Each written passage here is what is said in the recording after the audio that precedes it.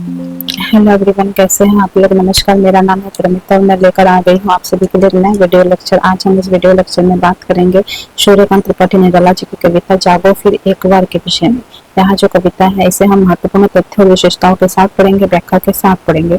अगर आपकी जो भी प्रतियोगिता परीक्षा हो उसमें अगर यह कविता लगा हुआ तो आप यहाँ से एक बार जरूर पढ़ ले, फिर आगे आपको कहीं से पढ़ने की आवश्यकता नहीं पड़ने वाली है।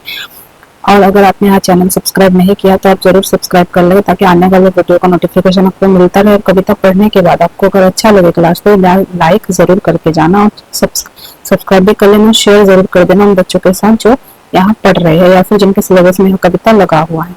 तो चलिए हम आगे बढ़ते हैं सूर्यकांत त्रिपाठी निराला जी की कविता जागो फिर एक बार की तरफ।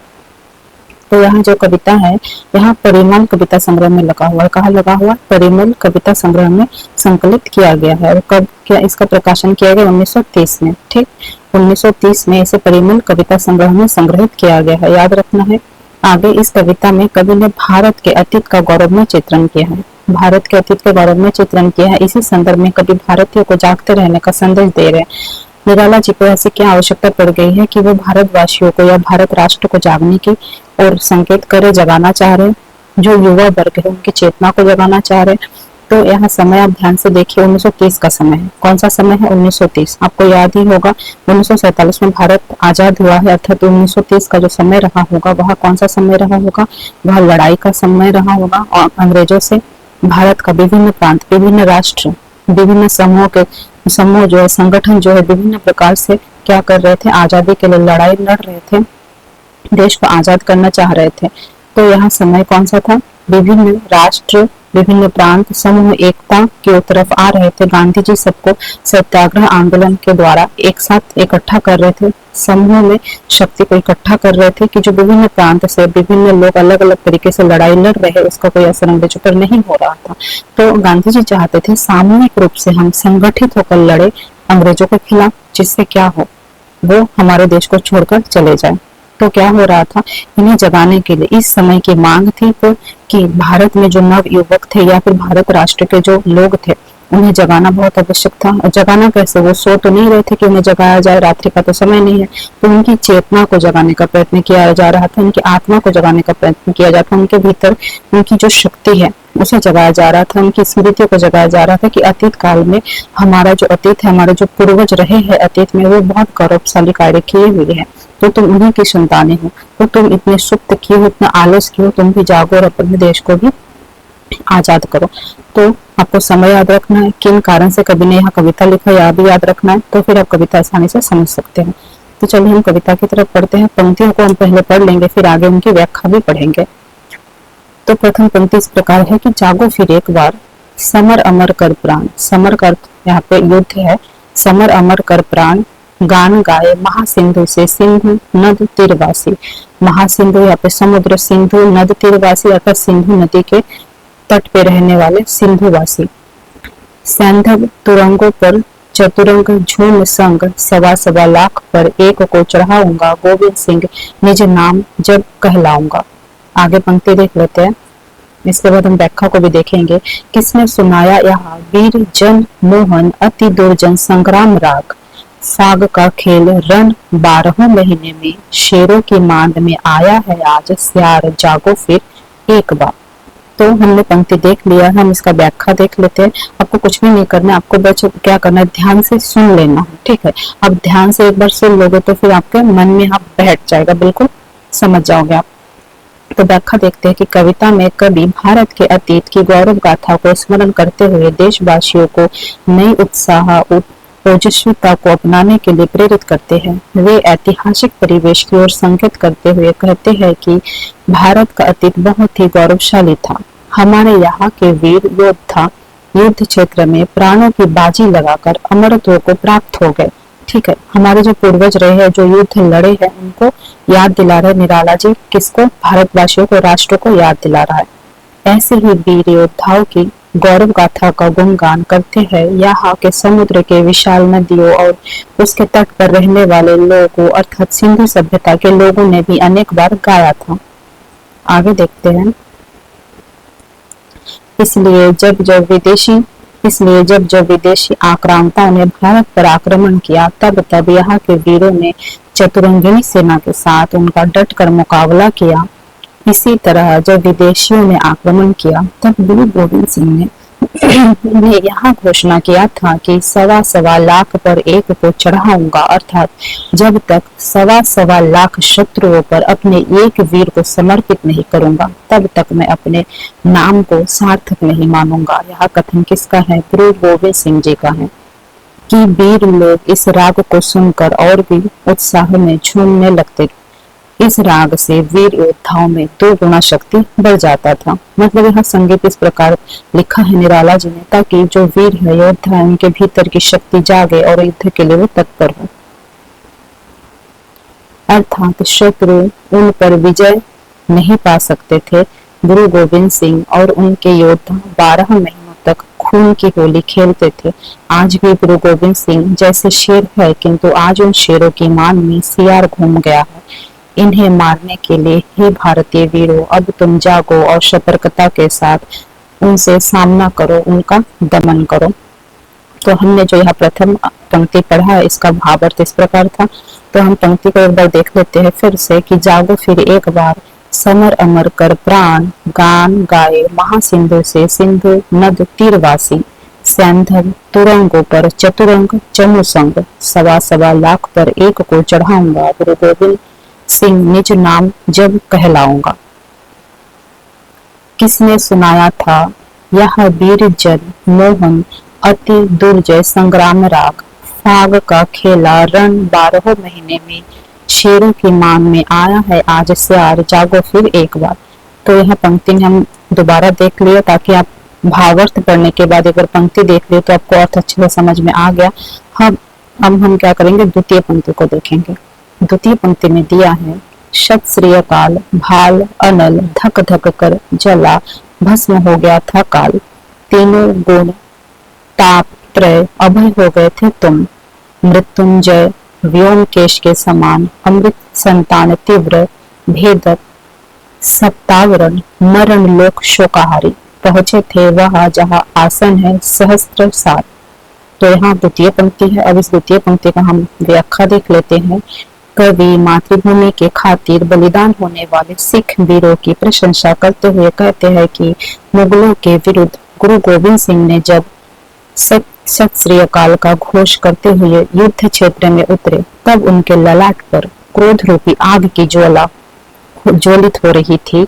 उस धधकती हुई आग में काल भस्म हो गया था। तीनों गुण अर्थात सतोगुण, रजोगुण, तमोगुण तथा दैविक, दैहिक, भौतिक, ये तीनों ताप भी भस्म हो गए थे। हे भारतवासियों, जिसके परिणाम स्वरूप तुम शत्रुओं से अभय हो गए थे, उस समय तुम मृत्यु को जीतने वाले देव शिवाजी के समान बन गए थे।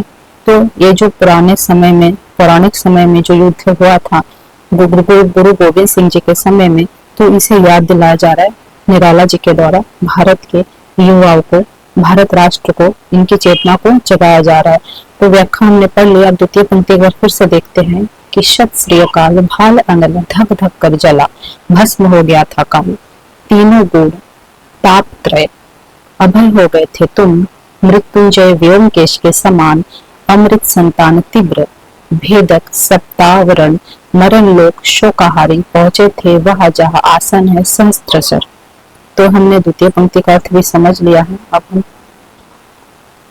द्वितीय पंक्ति की जो अर्थ है थोड़ा सा बच गया है, इसको भी देख लेते हैं। तुम योग साधना के द्वारा सातों आवरणों को भेद कर तथा समस्त शोक से रहित होकर उस उच्चतम स्थान के अधिकारी बन गए थे, जहाँ पर सिद्ध योगी लोग सांसारिक कष्टों से मुक्त होकर सहस्त्र दल कमल पर आसन लगाकर परमानंद में लीन हो जाते हैं। इसलिए तुम फिर से एक बार जागकर उसी शब्द का प्रदर्शन करो। लेखक क्या पे कह रहे हैं।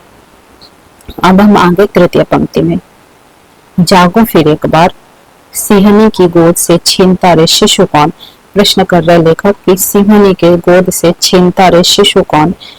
मौन भी क्या रहती वह रहते प्राण रे अजान, एक मेष माता ही रहती है निर्निमेष। दुर्लभ वह छीनती संतान जब, जन्म पर अपने अभिशप्त तप्त आंसू बहाती है, किंतु क्या योग्य जन जीता है? यहाँ पे प्रश्न कर रहे, किंतु क्या योग्य जन जीता है? पश्चिम की उक्ति नहीं, गीता है गीता। स्मरण करो बार बार, जागो फिर एक बार।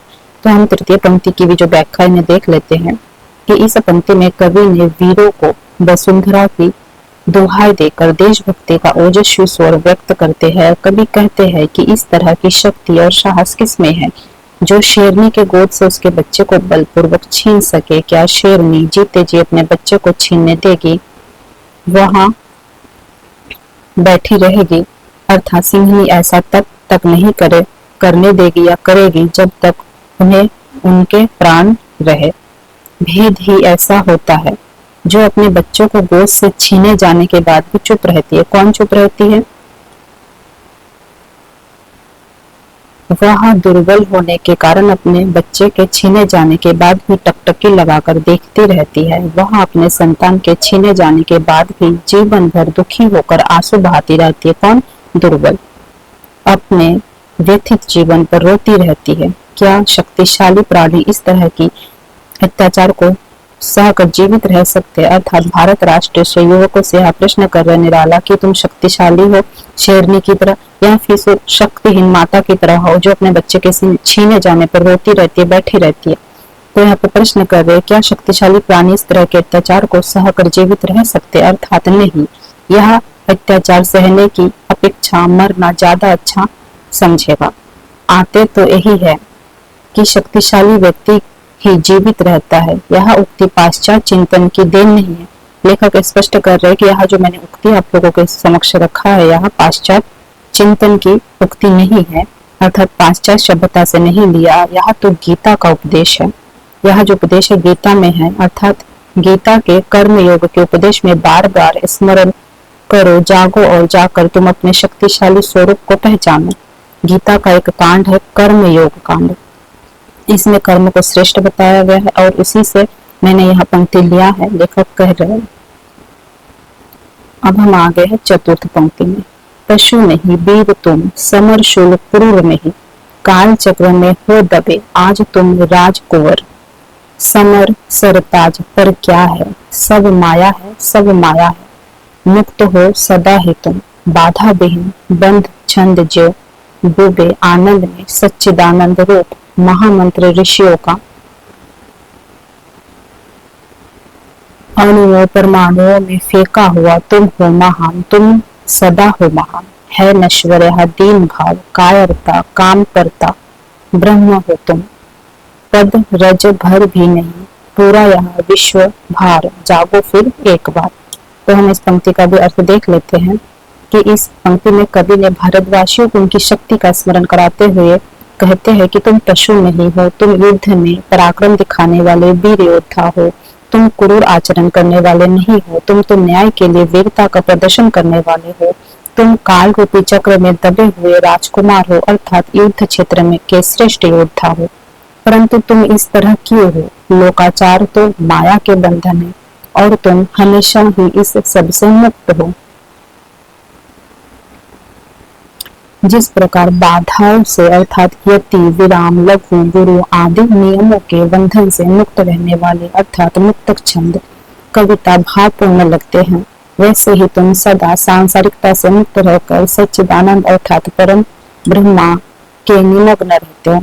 यहाँ जो मुक्तक छंद है यहाँ निराला जी का बहुत पसंदीदा छंद है, वो इसी में ज्यादा अपनी कविताएं लिखते थे। मुक्तक छंद में इस देश के कण कण में अणु परमाणुओं में ऋषियों के महामंत्र व्यक्त है जो मानव के सुखद और मुक्त प्रदान करने वाले हैं। देखिए एक समय था जब हमें विश्व गुरु कहा जाता था। हमारे जो महान ऋषि रहे उन्होंने अपनी विद्या से तप से बल से क्या किया था, इतना ज्ञान अर्जन कर लिया था कि पूरे विश्व में भारत सर्वश्रेष्ठ था, भारत को विश्व गुरु का दर्जा प्राप्त हो गया था। तो वही यहाँ पे निराला जी याद करा रहे हैं। इसलिए है भारतवासियों तुम सदा से ही महान रहे हो, तुम्हारे मन में जो दीनता कायरता की भावना तथा काम वासनाओं की आसक्ति के भाव उत्पन्न हो रहे हैं। देखिए भारत राष्ट्र में लोगों के मन में जो भाव उत्पन्न हो रहे हैं वह लेखक यहाँ पे बता रहे हैं कि मन में जो दीनता, कायरता और काम वासनाओं के भाव आसक्त हो रहे हैं, उत्पन्न हो रहे हैं, वे सभी नष्ट होने वाले हैं। अतः तुम परम ब्रह्म स्वरूप हो, यहाँ समस्त विश्व तुम्हारे चरणों की धूल से भी तुच्छ है। आशा यह है कि तुम परमात्मा की सृष्टि के सर्वाधिक सर्वश्रेष्ठ शक्तिशाली प्राणी हो, अतः तुम अपनी शक्ति को पहचानो और फिर से जागो। जागो फिर एक बार कविता एक संबोधन गीत है। कवि अपने गीत के द्वारा भारतीय नव युवकों को संबोधित करके उनके पराक्रम को जगाने का प्रयास कर रहे हैं। तो यहाँ पे चतुर्थ पंक्ति का व्याख्या के साथ भी हमने अर्थ देख लिया है। पंक्ति और एक बार देखते हैं कि पशु नहीं वीर हो तुम, समर शूल क्रूर नहीं, काल चक्र में दबे आज तुम राजकुंवर, समर सतराज पर क्या सब माया है, सब माया मुक्त हो सदा ही तुम, बाधा विहीन बंध छंद जो, डूबे आनंद में सच्चिदानंद रूप, महामंत्र ऋषियों का, अणुओं परमाणुओं में फेंका हुआ तुम हो महान, तुम सदा हो महान, है नश्वर है दीन भाव, कायरता काम परतता, ब्रह्मा हो तुम, रज रज भर भी नहीं, पूरा यह विश्व भार, जागो फिर एक बार। तो इसका भी हमने अर्थ देख लिया। तो यही पे हमारा जो कविता है यह समाप्त होता है। तो आप कमेंट करके जरूर बताएं कि आपको कविता कैसा लगा, और अगर अच्छा लगा तो लाइक कर दो, चैनल को भी सब्सक्राइब करें, और मिलते हैं एक नए वीडियो में कुछ नई जानकारियों के साथ। तब तक के लिए धन्यवाद। जय हिंद।